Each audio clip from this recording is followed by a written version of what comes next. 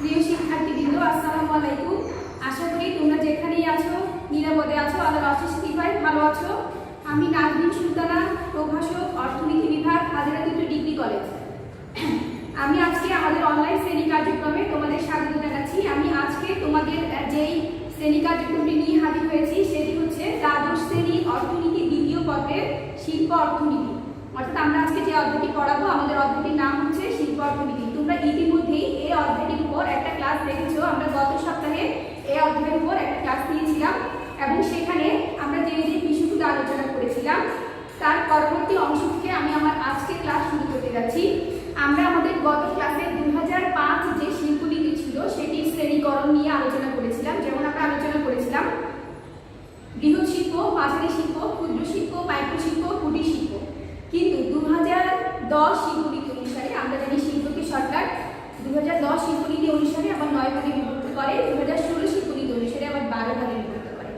এই বাকি যে শিল্পগুলো আছে আমরা আজকে সেই শিল্পগুলো তোমাদের সামনে তুলে ধরার চেষ্টা করব। প্রথমেই আসো, আমি যদি বলি 2010 শিল্পনীতি অনুসারে শিল্পসমূহের যদি ব্যাখ্যা প্রদান করতে যাই তাহলে প্রথমে আসছে নিয়ন্ত্রিত শিল্প।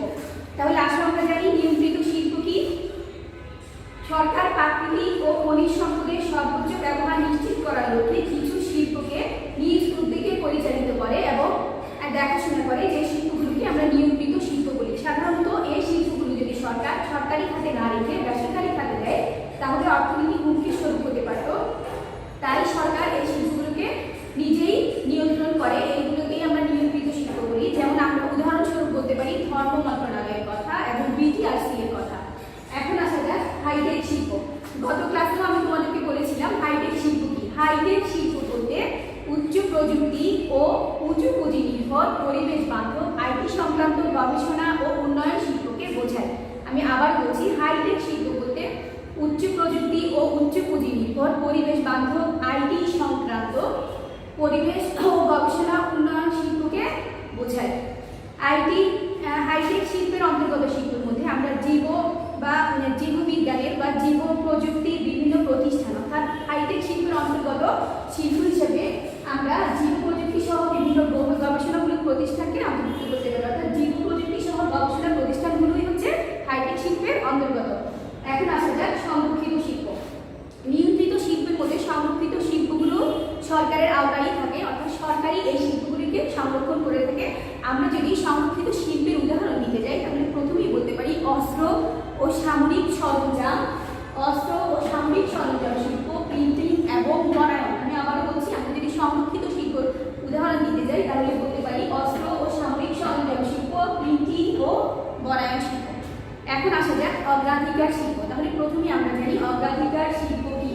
অগ্রাধিকার শিল্প বলতে সেই শিল্পগুলিকে বোঝায় যে শিল্পগুলি খুব দ্রুত বিকাশমান এবং অগ্রগতিতে অনেক বেশি এগিয়ে, যে শিল্পগুলি অর্থনৈতিক প্রবৃদ্ধিতে গুরুত্বপূর্ণ অবদান রাখে, সেগুলোকে আমরা অগ্রাধিকার শিল্প বলতে পারি। অগ্রাধিকার শিল্পের উদাহরণ যদি আমি দিতে যাই তাহলে আমি বলতে পারি সার ও বীজ শিল্প, খাদ্য প্রক্রিয়াজাতকরণ শিল্প এবং হচ্ছে হাসপাতাল। আমি আবার বলছি, সার ও বীজ শিল্প, খাদ্য প্রক্রিয়াজাতকরণ শিল্প এবং হাসপাতাল। এটা হলো 2010 শিল্পনীতি অনুসারে শিল্পসমূহের ব্যাখ্যা। অর্থাৎ আগের ক্লাসে যে 5টা ব্যাখ্যা আমরা দিয়েছি তার সাথে 2010 শিল্পনীতি অনুসারে যে শিল্পসমূহ ছিল সেগুলো হচ্ছে নিয়ন্ত্রিত শিল্প, হাইটেক শিল্প, সংরক্ষিত শিল্প, অগ্রাধিকার শিল্প। এই ব্যাখ্যাগুলো আমরা ইতিমধ্যে দিয়েছি। এখন আসা যাক 2016 শিল্পনীতি। অর্থাৎ সরকার 2016 শিল্পনীতিতে আরও কিছু শিল্পকে সংযুক্ত করে। চলো আমরা 2016 শিল্পনীতিতে সরকার যে শিল্পগুলোকে সংযুক্ত করেছিল সেগুলি সম্পর্কে জানি। প্রথমেই সরকার যে শিল্পটিকে সংযুক্ত করে সেটা হচ্ছে হস্ত এবং কারুশিল্প। হস্ত এবং কারুশিল্প বলতে হাতের তৈরি বিভিন্ন পণ্য সামগ্রীকে এই শিল্পের অন্তর্গত হিসেবে ধরা হয়। অর্থাৎ হাতের তৈরি বিভিন্ন পণ্য সামগ্রী, যেমন পাটের তৈরি হতে পারে, ব্যাটের তৈরি হতে পারে, যেগুলো বাহিরে রপ্তানি করি সেগুলো হচ্ছে হস্ত ও কারুশিল্পের অন্তর্গত। এরপর আসে সৃজনশীল শিল্প। সৃজনশীল অর্থাৎ সৃজনশীল বলতে তো তোমরা বুঝো মেধা, মনন, প্রতিভা দিয়ে তৈরি কোনো শিল্প। অর্থাৎ সৃজনশীল নিজের ক্রিয়েটিভিটি বা নিজের সৃষ্টি দ্বারা নতুন কোনো শিল্প, সেটাই হচ্ছে সৃজনশীল শিল্প। শিল্পের এই ধরনের শিল্প যদি উদাহরণ দিতে যাই তাহলে দিতে পারি বিভিন্ন ভিডিও এডিটিং, হস্ত ও পেন্টিং শিল্প। আমি আবার বলছি, বিভিন্ন ভিডিও ও এডিটিং, হস্ত ও পেন্টিং শিল্প। 2016 শিল্পনীতি অনুসারে সরকার আরেকটি শিল্পকেও সেই শিল্পটির নাম হচ্ছে উচ্চ অগ্রাধিকার শিল্প। উচ্চ অগ্রাধিকার শিল্প বলতে এমন শিল্পগুলোকে বোঝায় যে শিল্পগুলো খুবই দ্রুত বিকশিত হয় এবং ক্রমবর্ধমান হারে অর্থনৈতিক খাতে অবদান রেখে কর্মসংস্থান ও রপ্তানি বৃদ্ধি করে থাকে। সেই শিল্পগুলোই হচ্ছে উচ্চ অগ্রাধিকার সম্পন্ন শিল্প। যার উদাহরণ হিসেবে আমরা বলতে পারি খাদ্য প্যাকেটজাত শিল্প, কৃষির যন্ত্রপাতি তৈরি শিল্প এবং ভারী শিল্প। অর্থাৎ যে শিল্পগুলো খুব দ্রুত বিকশিত হচ্ছে, কর্মসংস্থান বৃদ্ধিতে সহায়তা করছে এবং রপ্তানি বৃদ্ধিতেও ভূমিকা রাখছে, সেগুলো হচ্ছে উচ্চ অগ্রাধিকার শিল্প। যার উদাহরণ হিসেবে আমরা বলছি খাদ্য প্যাকেটজাত শিল্প, কৃষির যন্ত্রপাতি তৈরি শিল্প এবং ভারী শিল্প। শিক্ষার্থীবৃন্দ, তাহলে আমরা আমাদের 2005 শিল্পনীতি, 2010 শিল্পনীতি এবং 2016 শিল্পনীতি অনুসারে শিল্পের যে ক্রমবিকাশ, শিল্পের যে ধারা, সেটা নিয়ে বিস্তারিত আলোচনা করলাম। আমরা জানি আমাদের অর্থনীতিতে রপ্তানি শিল্পগুলো খুবই গুরুত্বপূর্ণ ভূমিকা রাখছে। অর্থাৎ রপ্তানি শিল্পের মধ্যে বিভিন্ন শিল্প রয়েছে। তাহলে আসলে আমরা জানি রপ্তানি শিল্প কি। রপ্তানি শিল্প বলতে বিদেশে রপ্তানির উদ্দেশ্যে যে সকল পণ্য আমরা উৎপাদন করব, সেগুলো উৎপাদনের জন্য যে শিল্পগুলো দেশের অভ্যন্তরে স্থাপন করা হয়, সেটাই হচ্ছে রপ্তানি শিল্প। এখন আসা যাক আমদানি বিকল্প শিল্প কি। আমরা জানি আমাদের দেশে খাদ্য ঘাটতি লক্ষ্য করা যায়, সেজন্য আমরা বাহির থেকে খাদ্য আমদানি করে থাকি। এই যে বাহিরের দেশ থেকে খাদ্য বা অন্য পণ্য আমরা আমদানি করে থাকি, সেগুলো হ্রাস করার লক্ষ্যে এই পণ্যগুলোরই বিপরীত দ্রব্য দেশের অভ্যন্তরে উৎপাদনের জন্য যে শিল্পগুলো গড়ে ওঠে, সেটাই হচ্ছে আমদানি বিকল্পন শিল্প। তাহলে শিক্ষার্থীবৃন্দ দেখো, আমি আমাদের আজকে রপ্তানিমুখী শিল্প কি আলোচনা করলাম, আমদানি বিকল্প শিল্প কি আলোচনা করলাম। এখন যে শিল্পগুলো আমাদের রপ্তানির ক্ষেত্রে খুবই গুরুত্বপূর্ণ ভূমিকা রাখছে, আমি সেই শিল্পগুলোর নাম আমি বলছি। পাট শিল্প, চা শিল্প, চামড়া শিল্প, বস্ত্র শিল্প, তৈরি পোশাক শিল্প। তোমরা জানো তৈরি পোশাক শিল্প খুবই গুরুত্বপূর্ণ অবদান রাখছে। এছাড়া ক্ষুদ্র কুটির শিল্প কিন্তু খুবই গুরুত্বপূর্ণ অবদান বা ভূমিকা রাখছে। এই শিল্পগুলো সবগুলো শিল্পেরই যে সমস্যা আছে, প্রায় একে অন্যের সাথে কি ওতপ্রোতভাবে জড়িত। একটা শিল্পের সমস্যা করে তুমি যদি আরেকটা শিল্পের সমস্যা করতে যাও, তাহলে তোমার কাছে মনে হবে তুমি আগে পড়ালেই করছো। অর্থাৎ এই যে পয়েন্টগুলো আছে, এগুলোর মধ্যে খুব বেশি অমিল খুঁজে পাওয়া যায় না। অর্থাৎ এগুলোর মধ্যে সাদৃশ্য রয়েছে। তারই ধারাবাহিকতায় আমি আজকে আমাদের রপ্তানিমুখী যে শিল্পগুলো আছে, সেই শিল্পের মধ্যে দুইটা শিল্প নিয়ে তোমাদের মাঝে আলোচনা করব। প্রথমেই আমি যে শিল্পটি নিয়ে আলোচনা করব, সেটি হচ্ছে চা শিল্প। চা শিল্প আমাদের দেশের বৃহৎ একটি শিল্প। অর্থাৎ কৃষি ক্ষেত্রে চা শিল্প হচ্ছে বৃহৎ একটি শিল্প। তোমরা জানো আমাদের দেশ চা উৎপাদনের দিক থেকে বিশ্বের 8ম স্থান দখল করে আছে। অর্থাৎ চা উৎপাদনের দিক থেকে বাংলাদেশ হচ্ছে 8ম। এবং আমাদের দেশে যে পরিমাণ জমি আছে, সেখানে 53,000 হেক্টর জমিতে চা চাষ করা হয়। কত হেক্টর? 53 হেক্টর। অর্থাৎ 53,000 হেক্টর জমিতে চা চাষ করা হয় এবং প্রতি বছর সেখান থেকে উৎপাদনের পরিমাণ হচ্ছে 51 থেকে 62,000 মেট্রিক টন। আমি আবার বলছি, প্রতি বছর 53,000 হেক্টর জমিতে চা চাষ করা হচ্ছে, যেখান থেকে যে উৎপাদনের পরিমাণ আমরা পাচ্ছি সেটা হচ্ছে 51 থেকে 62,000 মেট্রিক টন, যা আমরা বিদেশে রপ্তানি করে 45 থেকে 50 মিলিয়ন মার্কিন ডলার অর্জন করছি। আমি আবারও বলছি, এই পরিমাণ চা আমরা বিদেশে রপ্তানি করে 45 থেকে 50 মিলিয়ন মার্কিন ডলার বৈদেশিক মুদ্রা অর্জন করতে পারছি। এবং আমাদের চা ইউরোপ, আমেরিকা, আফ্রিকা ও অন্যান্য দেশে বেশ সুনাম কুড়িয়েছে।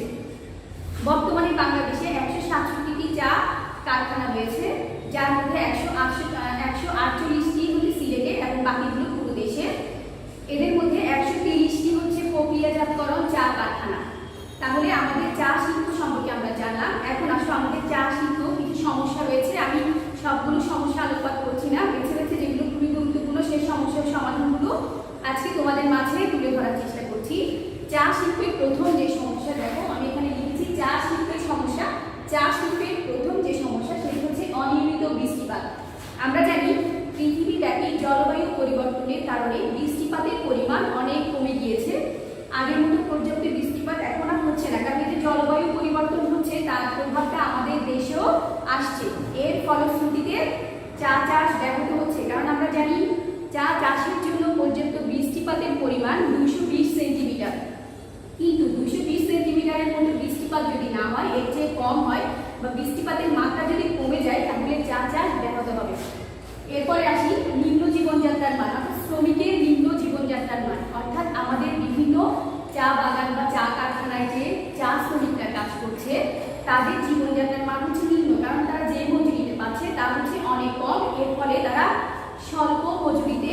উন্নত জীবনযাপন করতে পারছে না, তাদের জীবনযাত্রার মান নিম্ন।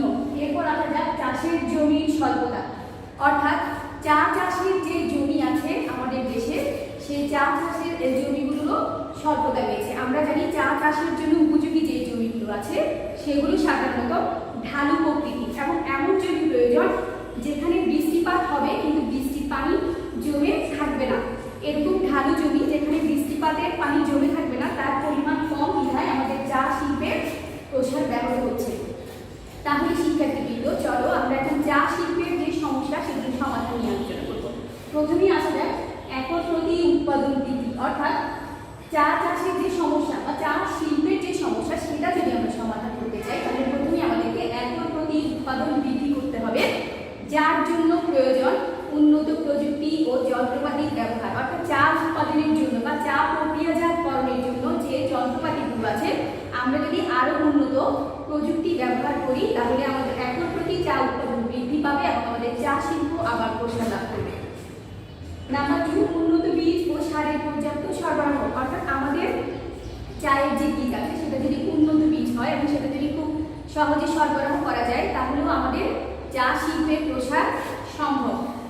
নাম্বার 3, বেতন কাঠামো ও শ্রমিকের জীবনযাত্রার মান উন্নয়ন। আমরা জানি চা শিল্পের প্রসার আমাদেরকে চা শ্রমিকদেরকে বাদ দিলে চলবে না, কারণ চায়ের শিল্পে যারা কাজ করছে বা যারা চা শ্রমিক আছে ওদের যে বেতন কাঠামো, ওদের যে মজুরি সেটার পরিমাণ খুবই কম। তাই তাদের বেতন কাঠামোকে আরো দৃঢ় করতে হবে যাতে তারা জীবনযাত্রার মানটাকে উন্নত করতে পারে, তাহলে তারা আমাদের অর্থনীতিতে গুরুত্বপূর্ণ ভূমিকা রাখতে পারবে। এরপর আসছে চার, সুষ্ঠু চা নীতি প্রণয়ন। আমরা জানি আমাদের রপ্তানিমুখী যে শিল্পগুলো আছে যেগুলো আমি প্রথমেই বলেছিলাম, যেমন মনে করো তৈরি পোশাক শিল্প, বস্ত্র শিল্প, চামড়া শিল্প, পাট শিল্প, চা শিল্প। এই শিল্পগুলোর মধ্যে বাকি সবগুলো শিল্পই দেখবে সরকার কোনো না কোনোভাবে নীতি প্রণয়ন করে, সুষ্ঠু নীতি প্রণয়ন করে, কিন্তু দুঃখের বিষয় চা নিয়ে কোনো সুষ্ঠু নীতি প্রণয়ন করা হয়নি। তাই সরকার যদি এদিকে খেয়াল করে এবং সুষ্ঠু চা নীতি প্রণয়ন করে তাহলেও আমাদের চা শিল্পের প্রসার অচিরেই সম্ভব হবে। শিক্ষার্থী বন্ধুরা, তাহলে আমরা এখন আলোচনা করলাম আমাদের যে রপ্তানিমুখী শিল্প ছিল সেই শিল্পের মধ্যে চা শিল্পের বিকাশ, চা শিল্পের সমস্যা এবং সমাধান নিয়ে। এখন আমি আমাদের দেশের আরেকটি খুবই গুরুত্বপূর্ণ শিল্প, এক সময় যে শিল্পটি আমাদের বৈদেশিক মুদ্রায় সর্বোচ্চ ভূমিকা রেখেছে তা নিয়ে আলোচনা করব। তোমরা ইতিমধ্যে বুঝে গিয়েছো আমি কোন শিল্পের কথা বলছি, সেটা হচ্ছে পাট শিল্প। পাট হচ্ছে আমাদের অর্থকরী ফসল এবং যেটি পরিবেশের জন্য ক্ষতিকারক নয়, পরিবেশের জন্য যেটি ভালো।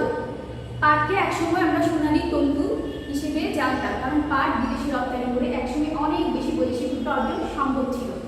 1951 সালের পর থেকে আমাদের দেশে পাট চাষ শুরু হয়েছে। প্রথম 1951 সালের পর থেকেই পাট চাষ শুরু হয় এবং আমাদের দেশে প্রতি 25 লক্ষ জমিতে 25 লক্ষ একর জমিতে পাট চাষ করা হয় এবং 86 লক্ষ বেল পাট উৎপাদিত হয়। আমি আবারও বলছি, আমাদের দেশে প্রতি 25 লক্ষ একর জমিতে পাট চাষ করা হয় এবং 86 লক্ষ বেল পাট উৎপাদন হয়, যা বিশ্বের পাটের যে চাহিদা তার 75%।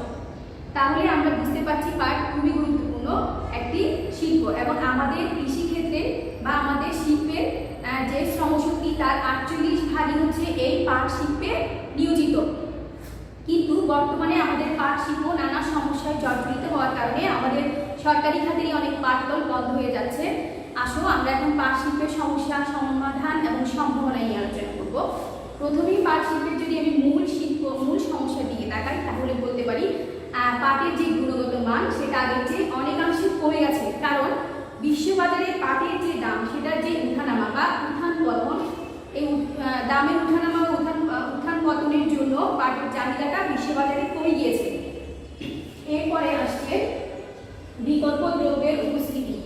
আমরা জানি পাট এক সময় বিদেশে আমরা রপ্তানি করে অনেক বেশি বৈদেশিক মুদ্রা অর্জন করতে পারতাম, কিন্তু অনেকগুলো দেশ কি করলো, এই পাটের বিকল্প তন্তু আবিষ্কৃত করলো, যার কারণে আমাদের দেশে পাটের যে উৎপাদন ব্যয় তার তুলনায় ওই বিপরীত যে দ্রব্যগুলো আছে বা তন্তুগুলো আবিষ্কৃত হয়েছে সেগুলোর উৎপাদন ব্যয় পাটের উৎপাদন ব্যয়ের চেয়ে কম, ফলে আমাদের পাটের চাহিদাটা হ্রাস পেয়েছে। এখন পাটের যে বিকল্প দ্রব্যগুলো বিশ্ববাজারে উপস্থিত হয়েছে বা বিশ্ববাজারে যে পাটের বিকল্প তন্তুগুলো আবিষ্কৃত হয়েছে সেগুলোর নাম আমরা বলছি, সেগুলো হচ্ছে এনাফ, মেস্তা ও সিনথেটিক। আমি আবার বলছি, পাটের বিকল্প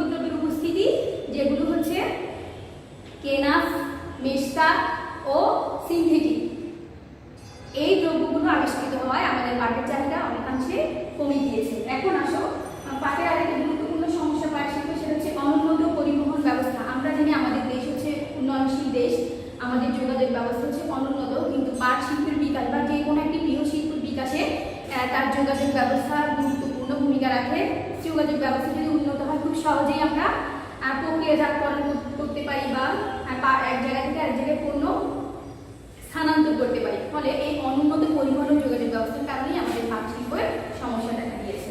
আশা করি আমরা পাট শিল্পের প্রথম সমস্যা নিয়ে আলোচনা করলাম। এখন এই সমস্যাগুলোর সমাধান নিয়ে আলোচনা করব। আসা যাক সমাধানের ক্ষেত্রে প্রথমেই আসা যাক উন্নত বীজ সরবরাহ। সরকার যদি পাটের উন্নত বীজ সরবরাহ করে তাহলে আমাদের পাটের যে গুণগত মান সেটি বৃদ্ধি পাবে এবং বিশ্ব বাজারে পাটের যে চাহিদা সেটি আবার বৃদ্ধি পাবে।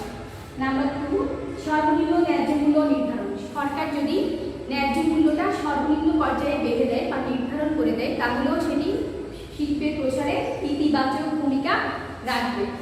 নাম্বার 3, কাঁচা পাটের উৎপাদন বৃদ্ধি, অর্থাৎ একর প্রতি কাঁচা যে পাট আছে তার উৎপাদন বৃদ্ধি করতে হবে। নাম্বার 4, সহজ শর্তে ঋণ প্রদান। আমরা জানি পাট চাষি অনেকেই গ্রামে থাকে এবং ওরা ব্যাংকের যে ঋণ তোলার যে পদ্ধতি, ঋণ উত্তোলন পদ্ধতি, তার বিভিন্ন শর্ত থাকে, বিভিন্ন স্বাক্ষর করতে হয়, সেগুলো তাদের কাছে অনেক জটিল মনে হয়। সেজন্য তারা ব্যাংক থেকে সহজে ঋণ নেওয়াটাকে ভয় মনে করে, অর্থাৎ তারা ওই যে ব্যাংক থেকে ঋণ না নিয়ে গ্রাম্য মহাজন থেকে ঋণ নিয়ে অভ্যস্ত। এখন আমরা যদি আমাদের ঋণের পরিমাণটা তাদের কথা বিবেচনা করে সরকার যদি পর্যাপ্ত পরিমাণ করি এবং যদি ঋণের শর্তগুলোকে যদি সহজ করি এবং তাদের সাধ্যের মধ্যে করি তাহলে পাট চাষি যারা আছে তারা সহজেই ব্যাংক থেকে ঋণ নিতে পারবে এবং আমাদের পাট শিল্পের বিকাশে খুবই গুরুত্বপূর্ণ ভূমিকা রাখবে। এখন আসো আমরা পাট শিল্পের যে ভবিষ্যৎ সম্ভাবনা সেটা নিয়ে আলোচনা করব। আমরা জানি পাট শিল্প একসময় অনেক বেশি প্রসারিত ছিল, অনেক বৈদেশিক মুদ্রা অর্জন করতো, কিন্তু পৃথিবীর বিভিন্ন দেশে পাটের বিকল্প তৈরি আবিষ্কৃত হয় বা আমাদের পাটের গুণগত মান কমে যাওয়ায় পাটের চাহিদা কমে গিয়েছে। কিন্তু এই পাট শিল্পের কিন্তু ভবিষ্যৎ সম্ভাবনা কিন্তু উজ্জ্বল। তোমরা কিন্তু জানো, আমি বলছি অনেক শিক্ষার্থী হয়তো জেনে থাকবে, 2017 সালে ইউরোপীয় বাজারে পলিথিন নিষিদ্ধ করা হয়, অর্থাৎ 2017 সালে ইউরোপীয় যে বাজার আছে সেখানে পলিথিনটা নিষিদ্ধ করা হয় এবং বিশ্বব্যাপী যে শপিং ব্যাগ একটি সমীকরণ বা একটি জরিপে দেখা গিয়েছে বিশ্বব্যাপী বা বিশ্ব বাজারে শপিং ব্যাগের যে চাহিদা সেটা হচ্ছে 5 বিলিয়ন।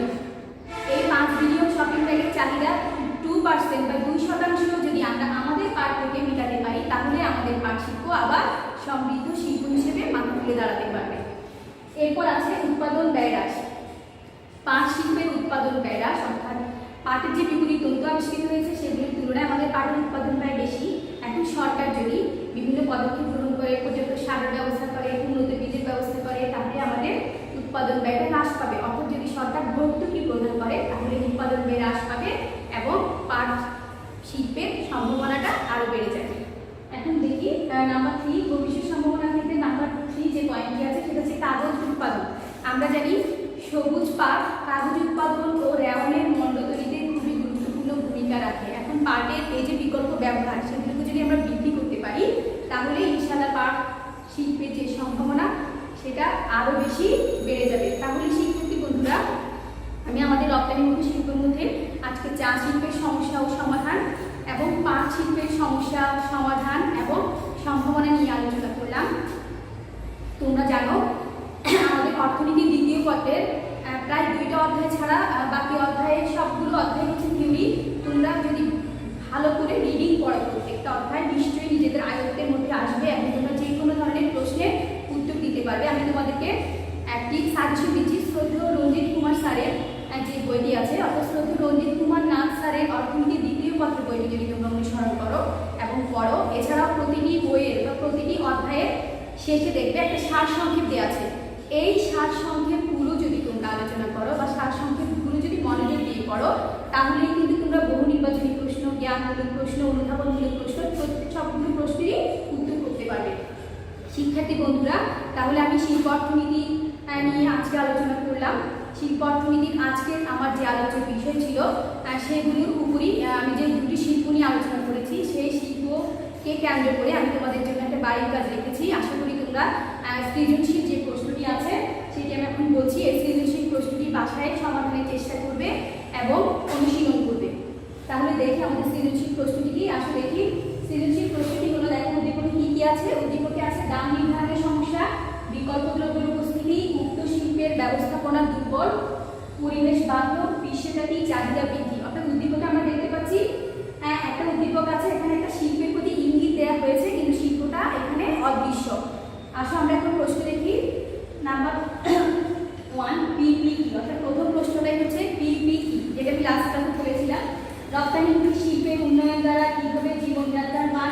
প্রভাবিত হয়। আমি আবারও বলছি, রপ্তানিমুখী শিল্পের উন্নয়ন দ্বারা কিভাবে জীবনযাত্রার মান প্রভাবিত হয়। উদ্দীপকের শিল্পটি অর্থাৎ উদ্দীপকের প্রশ্নবোধক কি শিল্প সেটি বুঝিয়ে লিখো। উদ্দীপকের প্রশ্নবোধক চিহ্নটি কি শিল্প বুঝিয়ে লিখো। উক্ত শিল্পের বিদ্যমান সমস্যা ও সমাধান নিয়ে আলোচনা করো। আমি আবার বলছি, উক্ত শিল্পের অর্থাৎ উদ্দীপকে যে শিল্পটির কথা অদৃশ্য সেই শিল্পটির বিদ্যমান সমস্যা ও সমাধান নিয়ে আলোচনা করো।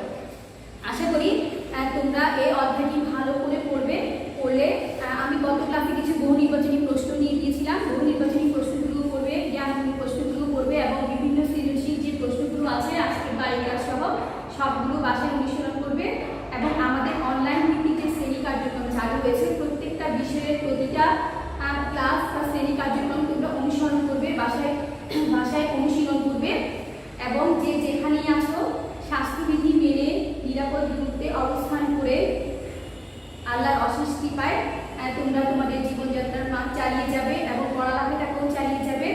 তোমাদের সুস্থতা ও দীর্ঘায়ু কামনা করে আমি আজকের শ্রেণী কার্যক্রম এখানেই শেষ করছি। ধন্যবাদ সবাই।